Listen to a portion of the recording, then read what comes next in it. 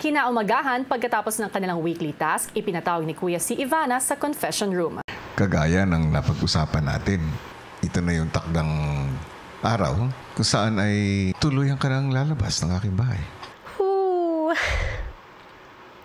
Pangarap ko to dati, Kuya, yung makausap ka, marinig ko boses mo, makapasok sa bahay mo, makatsikahan ka. Happy ako, Kuya. Bless ako. Maraming salamat syempre sa iyo, Kuya. Ito yung experience na ite-treasure ko talaga buong buhay, Kuya. Gusto ko rin ipaalam sa iyo, Ivana, na pinapahalagahan ko rin yung oras na ibinigay mo at pinagkaloob mo dito sa akin.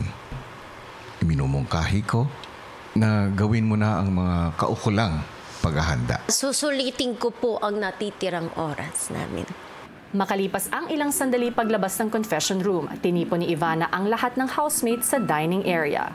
Okay, so guys, meron din tayong good news because yesterday sa task, hindi lang tayo nagkaroon ng weekly budget. Pero dahil nagawa natin yung task ng 60 minutes, ang ABS-CBN at GMA ay nagbigay ng 60,000 pesos.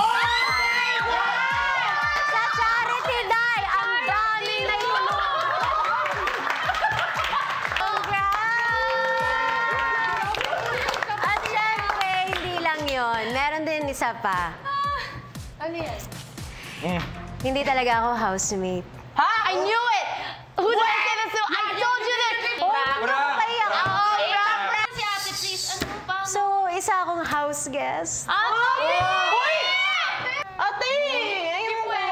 At ngayon din ako aalis. Ate! Are you trying to get back at this year? No? Actually, pangarap ko talaga mag-PBB at ito yung binigay sa akin. At happy ako kasi nakasama ko kayo. But thank you guys kasi sobrang bait yung lahat. Wala akong masasabi. Thank you kasi na-experience ko. Kasama ko kayo. Ate ko naman. Talaga. Thank you, teacher. Bye, pretty girl.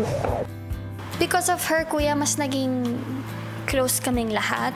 Parang na-inspire ako sa kanya and she became a great influence to me na pwede ko rin ipakita yung totoong ugali ko. Uy! Plakado tayo. Tay, huwag ka numiyak. Plakado tayo today.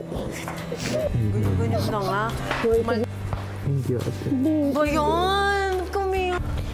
Wala ka lang ka. Thank you. Ito naman kayo, kala nyo, di nyo makikita. Natuwa rin naman po talaga ako na naging close kami kasi nahihiya po talaga ako sa kanya, Kuya. Hindi ko po ma-imagine na mag-uusap kami. Baby girl! Other than big sister, medyo naging nanay din po siya sa amin. It's just gonna feel really different without her. Promise ha, yung mga advice na natin mo. Sa lahat, ang pinaka naging emosyonal ay si Esnir. Oh, huwag mo sayang yung dalawang iyak mo. Yung ipo ate na Gusto niyo mga luto niyo, ha? Nakakainis ko.